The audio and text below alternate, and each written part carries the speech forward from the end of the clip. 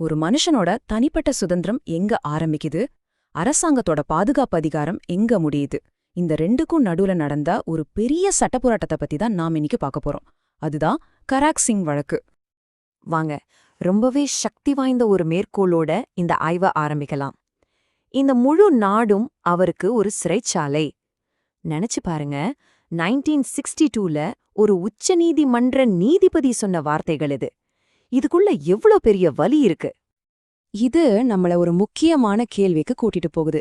எப்படிங்க ஒருத்தர் தன்னோட சொந்த வீட்லயே, சொந்த நாட்டிலேயே ஒரு கைதியா வாழ முடியும்? இந்த கேள்விதான் இந்த முழு கதையோட மையப்புள்ளி. வாங்க இதுக்குள்ள இன்னும் ஆழமா போலாம். முதல்ல இந்த வழக்கின் நாயகன் யாருன்னு பாத்துருவோம். யார் இந்த கராக் சிங்? ஏன் அரசாங்கம் அவர் மேல ஒரு கண்ணு வச்சது? கராக் சிங் மேல ஒரு கொள்ளை வழக்கு இருந்துச்சு. ஆனா கோர்ட்ல அவருக்கு எதிரா போதுமான ஆதாரம் இல்லைன்னு சொல்லி அவரை விடுதலை பண்ணிட்டாங்க. ஆனா கதை எங்க முடியல.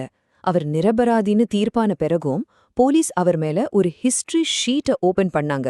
அதாவது இவர் சோக்குவா ஒரு குற்றவாளியா மாற வாய்ப்பு இருக்குன்னு சொல்லி அவரை 24/7 கண்காணிக்க ஆரம்பிச்சாங்க. நல்லா ஞாபகம் வச்சுக்கோங்க, கோர்ட்டால நிரபராதின்னு சொல்லப்பட்ட ஒருத்தரை தான் இப்படி கண்காணிச்சாங்க. சரி, இந்த கண்காணிப்புன்னா என்ன? சும்மா நோட்டம் விடுறதா? இல்லவே இல்ல. அந்த காலத்துல இந்த வார்த்தைக்கு பின்னால என்னென்ன நடவடிக்கைகள் இருந்துச்சுன்னு பார்க்கலாம். உத்தரப்பிரதேஷ் போலீஸ் விதி 236 படி கண்காணிப்புங்கிறது ரொம்ப சிம்பிள். சந்தேகப்படுற நபர்களோட ஒவ்வொரு அசைவையும் ரொம்ப பக்கத்துல இருந்து கவனிக்கிறது. அவங்க யார் கூட பேசுறாங்க, எங்க போறாங்கன்னு எல்லாத்தையும் தெரிஞ்சுக்கிறதுக்காக உருவாக்கப்பட்ட ஒரு சிஸ்டம். இப்போ இந்த ஸ்லைட பாருங்க, இது ரொம்பவே முக்கியம். அந்த கண்காணிப்புங்கிறது மொத்தம் 6 பயங்கரமான விஷயங்களை உள்ளடக்கி இருந்துச்சு.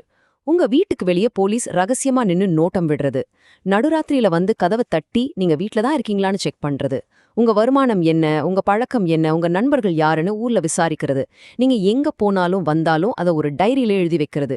இப்படிதான் கராக் சிங்கோட ஒவ்வொரு நாளும் போயிட்டு இருந்துச்சு.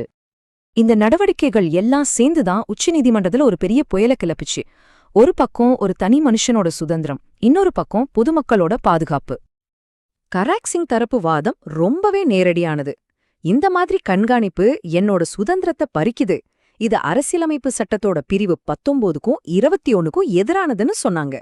அதுக்கு அரசாங்கம் இல்லல்ல, குற்றங்களை தடுக்கவும் பொது அமைதியை காப்பாத்தவும் இந்த மாதிரி நடவடிக்கைகள் ரொம்ப அவசியம்னு வாதிச்சுது. இங்கதான் இந்த கேஸ்ல ஒரு பெரிய ட்விஸ்ட் இருக்கு. அரசாங்கம் சொன்ன அந்த உத்தரப்பிரதேஷ் போலீஸ் விதிகள் நம்ம சட்டமன்றத்துல பாஸாக்கப்பட்ட ஒரு சட்டம் கிடையாது. அது வெறும் போலீஸ் டிபார்ட்மெண்ட்குள்ள கொடுத்த சில வழிமுறைகள், அவ்வளவுதான். ஒருத்தரோட அடிப்படை உரிமையை கட்டுப்படுத்தணும்னா அதுக்கு முறையான சட்டம் வேணும். ஆனா இங்க அது இல்ல. இது அரசாங்கத்தோட வாதத்துல இருந்த பெரிய ஓட்ட.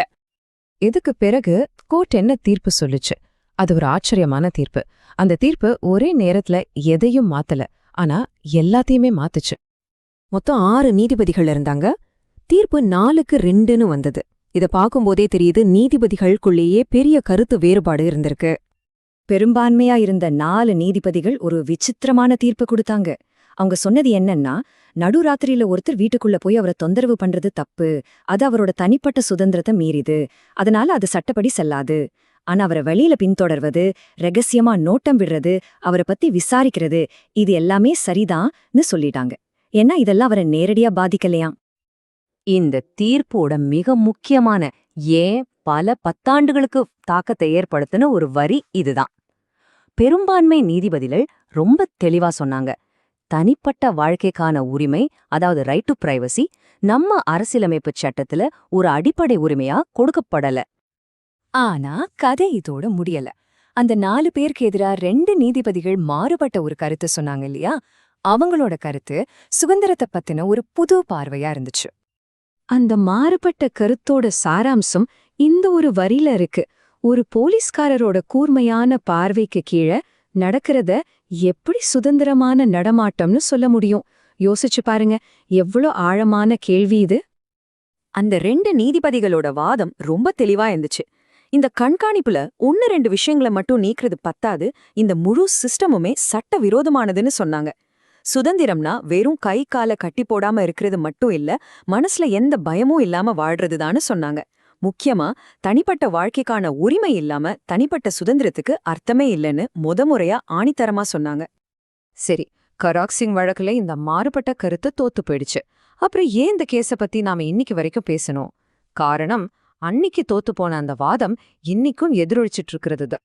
இந்த ஸ்லைட் அந்த கதை எவ்ளோ அழகா மாறுச்சுன்னு காட்டுது. பாருங்க, 1962ல தோத்து போன அந்த வாதம் அடுத்த பல வருஷங்களுக்கு சட்ட வல்லுநர்களால கேஸும் விவாதிக்கப்பட்டுச்சு. அது மறக்கப்படவே இல்ல. கடைசியா பல வருஷங்களுக்கு பிறகு இதே வாதங்கள் தான் இந்தியால தனிப்பட்ட வாழ்க்கைக்கான உரிமை ஒரு அடிப்படை உரிமைன்னு சொல்ற வரலாற்று சிறப்பு மிக்க தீர்ப்புகளுக்கு அடித்தளமா அமைஞ்சது. அதாவது 1962ல தோத்த ஒரு வாதம் காலப்போக்குல ஒரு பெரிய போர்ல ஜெயிச்சது. அன்னைக்கு கராக் சிங்கோட வீடு தான் அவரோட சுதந்திரத்துக்கான கோட்டை. ஆனா இன்னிக்கு இந்த டிஜிட்டல் உலகத்துல நம்ம ஃபோன், நம்ம உரையாடல், நம்மளோட ஒவ்வொரு ஆன்லைன் அசவும் கண்காணிக்கப்படும்போது நம்ம தனிப்பட்ட சுதந்திரத்துக்கான அந்த கோட்டை ஏது? அதோட சுவர்களை நாம் எப்படி வரையறுக்கிறது? இதை நாம எல்லாரும் யோசிக்க வேண்டிய ஒரு முக்கியமான கேள்வி.